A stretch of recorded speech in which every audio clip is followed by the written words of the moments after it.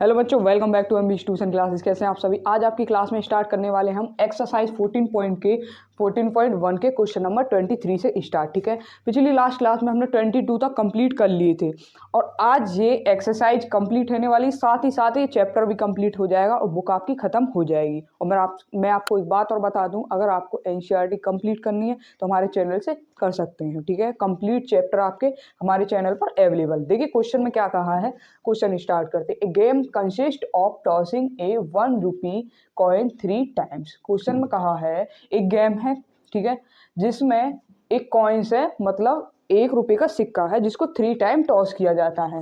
And noting it's outcome each time, और साथ में उन आउटकम्स को नोट किया जाता है जिनको सिक्के को उछालने के बाद आते हैं। हानिफ wins if all the tosses give the same result 3 head और 3 टेल्स। हानिफ जीत जाएगा अगर सेम रिजल्ट में 3 हेड और 3 टेल्स आते हैं, मतलब कि अगर 3 हेड और 3 टेल्स आते हैं तो हानिफ जीत जाता है।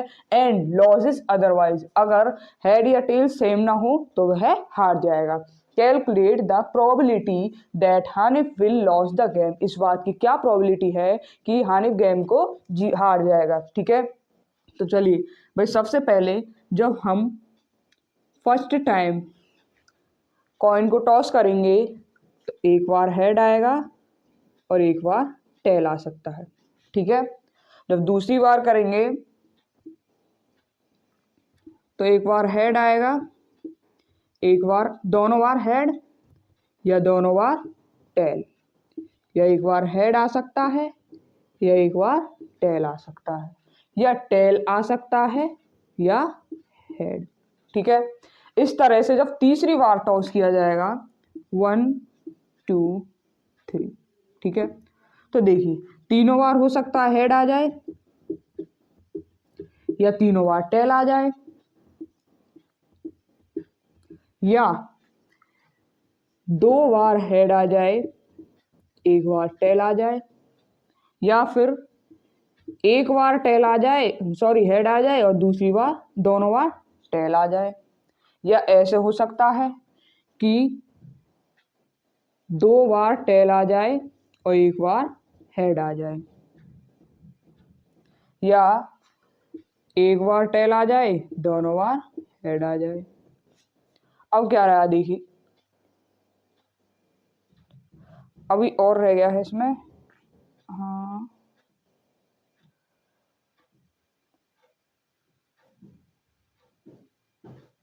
या एक बार हेड आ जाए, एक बार टेल आ जाए, या हेड आ जाए, या एक बार टेल आ सकता है, हेड आ सकता है, टेल आ सकता है। तो कितनी पॉसिबिलिटी हो गई? 8 पॉसिबिलिटी हो गई भाई। कितनी पॉसिबिलिटी हो गई? 8। अब इसमें हानिफ की कितनी बार जीत हो सकती है? मैंने क्वेश्चन में पढ़ा था, अगर थ्री बार हेड या 3 टाइम्स टेल आ जाए तो हानिफ जीतेगा। या तो ये आ जाए 3 बार हेड या 3 बार टेल आ जाए तो हानिफ जीतेगा। लेकिन इस क्वेश्चन में पूछा गया है हानिफ के हारने की पॉसिबिलिटी क्या है, प्रोबेबिलिटी क्या है, तो हम निकालेंगे भाई। क्वेश्चन बुक में करूँ, यहाँ लिखते हैं, ठीक है। P probability of Hanif lost the game. Hanif will lose the game. Formula क्या हो जाएगा? फेवरेबल आउटकम्स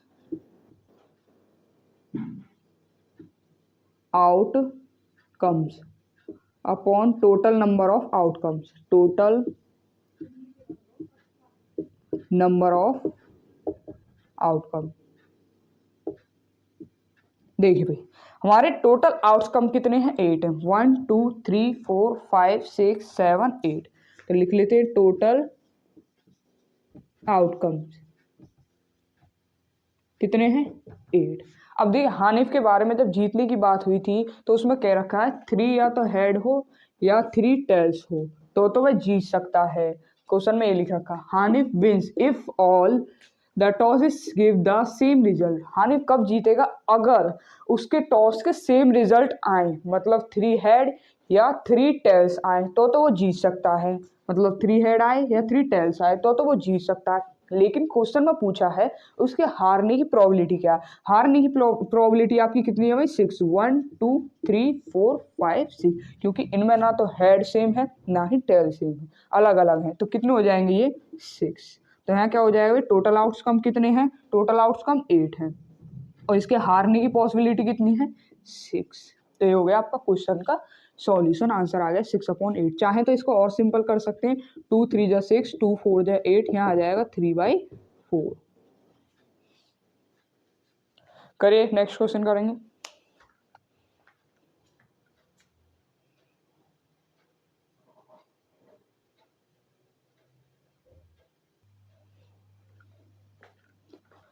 चलिए क्वेश्चन नंबर 24 स्टार्ट करते हैं। क्या कहता है आपका question, a die is thrown twice, what is the probability that. एक क्वेश्चन में कहा गया, पहले तो पूरा पढ़ लूँ फिर उसके बाद आपको समझा दूँ। A die is thrown twice, what is the probability that 5 will not come up either time. First part आपका ये सॉल्व करवा रहा है। सेकंड कह रहा 5 will not come up at least once. फिर हिंट दे रखी है इसमें, throwing a die twice and throwing 2 dice simultaneously are treated as the same experiment. Question में क्या कह रखा है, सबसे पहले ये बात समझते हैं। एक डाइस थ्रोन ट्वाइस, क्वेश्चन में सिर्फ कह रखा है एक डाइस है जिसको 2 बार फेंका जाता है, ठीक है। फिर कहा है 5 will not come up either time, 5 ना आने की प्रोबेबिलिटी। फिर कह रखा है कि 5 will come up at least once, एक बार कम से कम एक बार 5 आने की प्रोबेबिलिटी। लेकिन हिंट में क्या कह रखा है, यहाँ कह रखा है ए डाई मतलब एक डाई, लेकिन हिंट में कह रखा थ्रोइंग ए डाई मतलब एक डाई, डाई ट्वाइस मतलब 2 बार डाइस को उछाला जाता है, एंड थ्रोइंग 2 डाइस, आगे कह रखा है 2 डाइस है, 2 डाइस हैं जिनको 2 बार उछाला जाता है, simultaneously are treated as the same experiment, इसके सेम एक्सपेरिमेंट होंगे। तो देखिए सॉल्यूशन करते हैं। सबसे पहले बात समझते हैं कि 2 डाइस हैं उनको 2 बार उछाला जाता है। तो जब हमने दोनों को उछाला तो एक बार देखिए 1 आया, दूसरे का भी 1 आया, ठीक है। फिर उछाला है तो 1 आया, एक बार 2 आया, फिर 1 फिर 3 फिर 1 फिर 4, 1,5 1,6, इस तरह से क्या आगे इसके पेयर बनते चले आए। फिर दोबारा उछाला भाई तो एक बार 2 आया, फिर 1 आया, फिर 2 आया, फिर 2 आया, फिर 2 फिर 3, इस तरह से इनके क्या आते चले जाएंगे पेयर, 4 2,5 और 2,6, ठीक है। फिर आगे देखा तो कितना आया भाई 3 आया, जब आने के चांसेस होते हैं, ठीक है।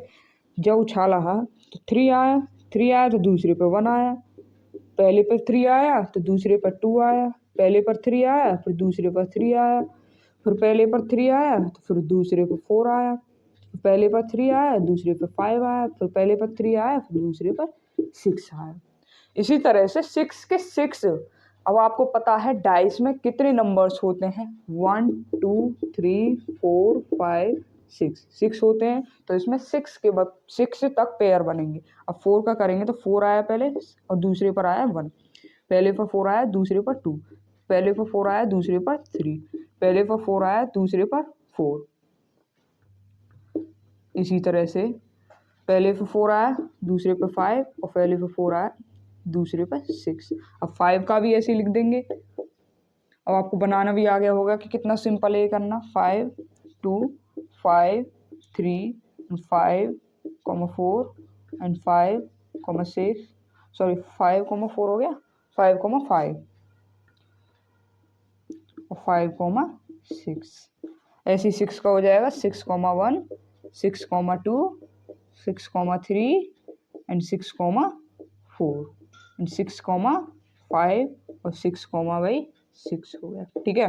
अब देखिए, अब कंप्लीट देखते हैं कि इनके आउटकम कितने बनेंगे। आप काउंट करके देख लीजिए। देखिए ऐसे करेंगे काउंट, पहले तो इधर वाले नंबर्स को काउंट कर लीजिए, फिर इधर उनकी मल्टीप्लाई करेंगे, कितने बैठेंगे 1 2 3 4 5 6 ही हो गए, लिख लेते हैं 6। अब इधर वाले काउंट कर लो, 1 2 3 4 5 6 ही हो गए। तो टोटल आउटकम्स कितने हो गए भाई 36, लिख लेते हैं टोटल आउटकम्स।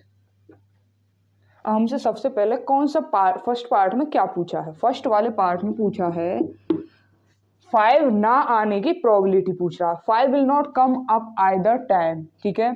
दोनों टाइम में 5 ना आने की प्रोबेबिलिटी, तो लिखेंगे probability of 5 will not come up either time. तो आपको फॉर्मूला क्या होता है प्रोबेबिलिटी का, फेवरेबल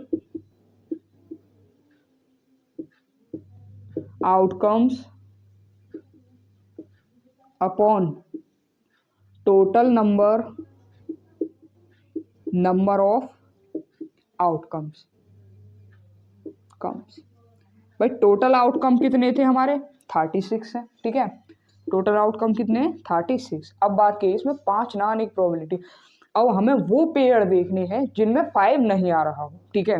देखिए भाई हम वो तो चेक कर लेंगे, हम ऐसे करते हैं जिनमें 5 आ रहा हो उनको काउंट कर लीजिए, बाकी उसमें से माइनस कर देंगे, ठीक है। देखिए एक 5 ये आ रहा, 5 ये आ रहा, ये आ रहा, ये आ रहा, और इसमें टोटल में 5 है, 5 5 5 5 5, ठीक है। अब नीचे इसमें ये कितने नंबर्स हैं, टोटल तो 36 थे, ऊपर लिख लो 36, और ये नंबर्स कितने 1 2, कितने पेयर हैं 1 2 3 4 5 6 7 8 9 10 11, तो माइनस कर दीजिए इसमें से 11, तो क्या बचेगा 6 - 1 5 और 3 - 1 2 अपॉन 36। ये सिंपल तरीका, चाहते तो आप ऐसे कर सकते थे, मैंने आसान करने के लिए बताया है, चाहते तो आप ऐसे कर सकते थे, इन्हें एक तरफ से काउंट कर लेते 1 2 3 4 5, 5 यहाँ हो गए, 1 2 3 4 5, 5 यहाँ हो गए, 1 2 3 4 5, 5 भी यहीं हो गए, 1 2 3 4 5, यहाँ भी 5 हो गए, यहाँ का एक भी काउंट करा नहीं जाएगा क्योंकि सभी में 5 है। अब इधर वाले करो 1 2 3 4 5, यहाँ भी 5 हो गए, तो कितने हो जाते भाई 5 और 5 10 और 5 15 5 25 25, तो ये आ गए 25। अब सेकंड वाला पार्ट करेंगे, सेकंड वाले पार्ट में क्या कह रखा है इसने, पहले लिख लेते हैं probability of 5 will come up, 5 will come up at least once, कम से कम एक बार 5 आने की प्रोबेबिलिटी पूछी गई है। देखिए अब मैं सब में क्या काउंट करूँ, मैंने टिक लगा रखे हैं, इन्हीं को काउंट कर लेते हैं। टोटल आउटकम्स कितने हैं आपके 36, मैंने फॉर्मूला लिखा नहीं क्योंकि एक बार फॉर्मूला लिख दोगे वो भी जरूरी है, ठीक है। तो कितने हैं जिसमें 5 आ रहे हैं, ये 1 2 3 4 5 6 7 8 9 10 11, तो क्या हो जाएगा है 11। इस तरह से करना है क्वेश्चन, चलो जल्दी से नोट कर लो।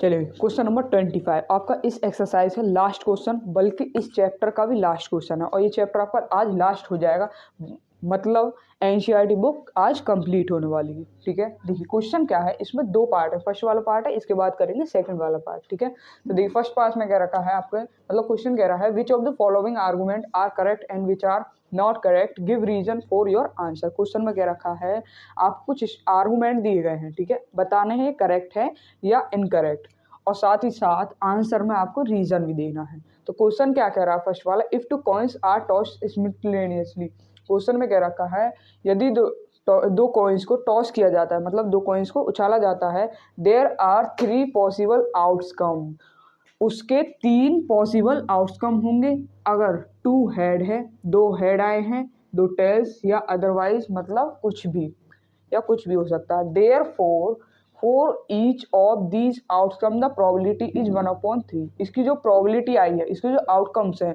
तो वो क्या है 1/3, ये रॉन्ग है आंसर। देखिए कैसे, मैं आपको रीजन बता के चलूँ। क्वेश्चन में क्या कह रखा है, 2 कॉइन्स हैं, 2 कॉइन्स आर टॉस, 2 कॉइन्स को अगर उछाला जाए फर्स्ट और सेकंड, ठीक है। देखिए एक बार तो दोनों में एक बार हेड आ सकता है, ठीक है, उछाला जाए, या एक बार दोनों में टेल आ सकता है, या एक बार हेड आ सकता है या टेल आ सकता है, या टेल आ सकता है या हेड आ सकता है। ये आपको समझ में आ गया। तो इसके टोटल आउटकम कितने हो जाएंगे भाई, 4 हो जाएंगे ना, लिखेंगे टोटल आउटकम कितने हो जाएंगे, 4 हो जाएंगे।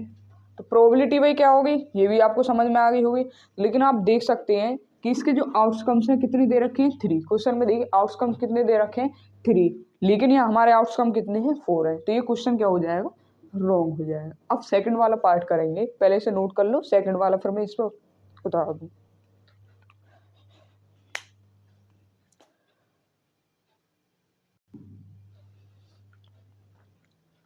चलिए इस क्वेश्चन का आपका लास्ट पार्ट है, ठीक है। इसके बाद क्वेश्चन भी कंप्लीट और क्लास जो हम यही लास्ट करेंगे।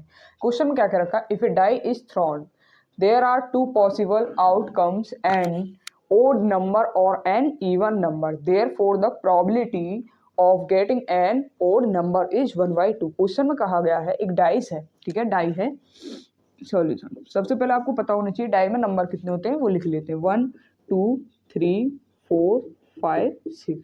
फिर कह रखा there are 2 possible outcome an odd number और एन इवन नंबर। इस क्वेश्चन में कह रखा है जो हमारे पॉसिबल आउटकम आएंगे ओड नंबर और इवन नंबर के, वो कितने आएंगे भाई, टोटल आउटकम 2।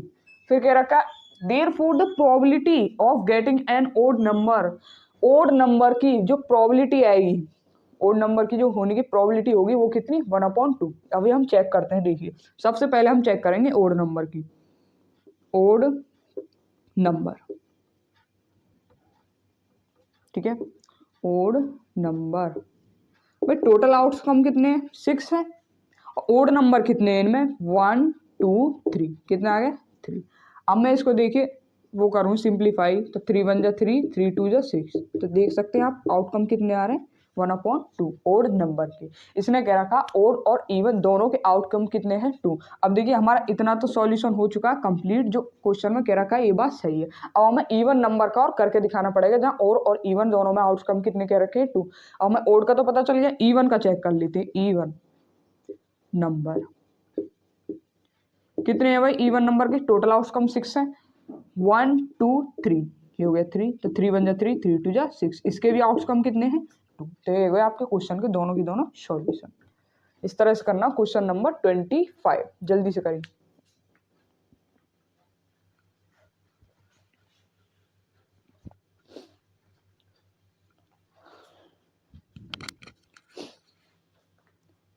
तो चलिए भाई आज की क्लास यहीं कंप्लीट करते हैं, बल्कि आज आपकी चैप्टर भी कंप्लीट हुआ और पूरी बुक कंप्लीट हो चुकी है। अगर आपको क्लास पर अच्छी लगी हो तो चैनल को लाइक कीजिए और सब्सक्राइब करिए, और अगर किसी को हमारी चैनल पर RD शर्मा RS अग्रवाल पढ़नी हो तो चैनल को सब्सक्राइब कर लीजिए, बल्कि उसकी क्लास भी वहाँ पर अवेलेबल है। चलिए अगली क्लास में मिलते हैं, थैंक यू।